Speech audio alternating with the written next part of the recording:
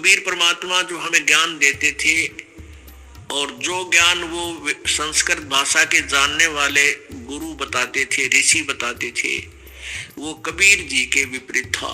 कबीर जी का ज्ञान उनके विपरीत था और शास्त्रों के अनुकूल था। अब वो शास्त्रों के ज्ञाता माने जाने वाले ऋषि और ब्राह्मण सदग्रंथों को समझ नहीं रहे थे, जिस कारण से उन्होंने एक पॉइंट सभी के हृदय में जचा दिया कि कबीर अशिक्षित है, ये अक्षर ज्ञान नहीं है इसको, इसलिए ये जो ज्ञान कह रहा है ये वेदों और गीता के विरुद्ध बोल रहा है। तो इस बात का दाव उन नकली गुरुओं संतों का लगा रहा कि भाई सचमुच कबीर जी तो अशिक्षित है, अक्षर ज्ञान नहीं, और ये जो संस्कृत भाषा बोलता है ये वेदों और पुराणों का जानकार है, क्योंकि वो सभी शास्त्र संस्कृत भाषा में लिपिबद्ध थे। जिस कारण से हम अपने भगवान को भगवान नहीं मान सके, क्योंकि हम वेदों और गीता को नहीं समझ सके। आज वेदों और गीता जी ने सिद्ध कर दिया कि कबीर भगवान है, और जिनको हम भगवान मानते थे वो नासवान है। अब आगे क्या बताते हैं, गुरु जी के सामने किस प्रकार अधीन रहे। गरीबदास जी परमात्मा भी कहते हैं, गरीबदास जी भी कहते हैं अपने भगवान कबीर जी की के द्वारा प्राप्त ज्ञान को, गुरुद्रोही की पेड़ पर जय पग आवे वीर, 84 निश्चय पड़े सतगुरु कहे कबीर। जो गुरु जी का विरोधी हो जाता है, गुरुद्रोही बन जाता है, जो नाम त्याग जाता है, फिर अपने ढंग से बकवाद करता है, गुरु जी की निंदा करता है, वो गुरुद्रोही कहलाता है। और उसका फिर आपने संग नहीं करना, उसके साथ बात भी नहीं करनी चाहिए। तो उसके विषय बताते हैं, गुरुद्रोही की पैड़ पे जय पग आवे वीर, यानी उसके कदम में कदम नहीं मिलावे, पैड़ पे पैड़ रखना, उसका सहयोग संग नहीं करे, उसकी बातों की हाँ में हाँ नहीं मिलावे। तो कहते हैं गुरुद्रोही की पैड़ पे जय पग आवे वीर, 84 निश्चय पड़े सतगुरु कहे कबीर।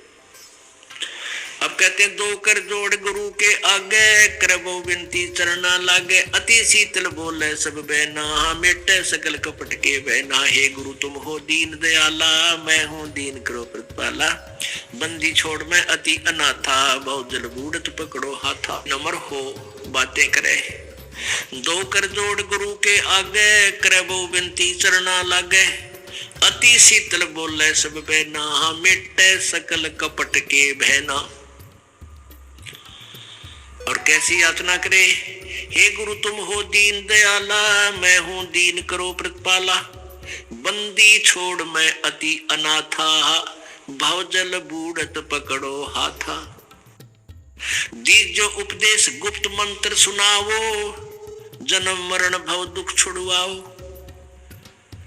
जैसे आपको प्रथम मंत्र दिया जाता है, उसके बाद आपको सत्य नाम दिया जाता है, और फिर एक गुप्त मंत्र है सार नाम, उसके विषय में परमात्मा कह रहे हैं कि ऐसे आपने अधीन होना है अपने सार नाम प्राप्त प्राणी को प्राप्त करने के लिए। प्राणी को बंदी छोड़ मैं अति अनाथा, भवजल बूढ़त पकड़ो हाथा, दीजे उपदेश गुप्त मंत्र सुनावो, जन्म मरण भव दुख छुड़वाओ। यो आदीन हो शिष जब ही, शिष पर कृपा करे गुरु तब ही।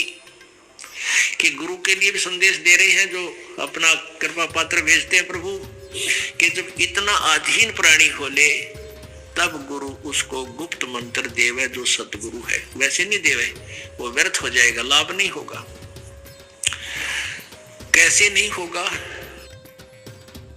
जैसे एक समुद्र में सीप होती है, सीप, और उस सीप में एक प्राणी होता है, जैसे आपने शंख देखे होंगे, शंखले से इस टाइप का ये जीव का ऊपर कवर होता है।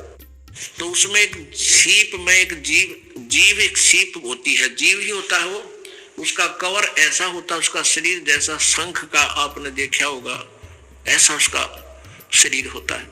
और वो सीप समुद्र में ही रहती है, जल से बाहर नहीं जाती। और उसको जब प्यास लगती है वो जल के ऊपर आ जाती है समुद्र के, और आसमान से जब वर्षा हो रही हो, रजा हो प्रभु की, उस समय आसमान से वर्षा हो तो उस वर्षा के जल को वो मुख में ग्रहण कर लेती है और उस आसमान से गिरे हुए जल से को प्राप्त करके मुंह बंद कर लेती है। फिर उसमें मोती बनता है, अन्यथा मोती नहीं बने। अब जब वो सीप का मुंह बंद हो और वो जमीन समुद्र के ऊपर तैर रही हो, तो कहते हैं सारा सामान बरस जा, मोती नहीं बन सकता। तो क्या कहते हैं परमात्मा कि जब आप में इतनी तड़प होगी तो आपके अंतःकरण रूपी सीप का मुंह खुल गया, और उस खुले मुंह में जब गुप्त मंत्र डाला जाएगा तो आप फिर वो उसमें मोक्ष रूपी मोती बन पाओगा। अन्यथा अगर आपका अंतःकरण का मुंह नहीं खुला, चाहे कितनी बार वो मंत्र दे दें, आपका कभी काम नहीं आएगा।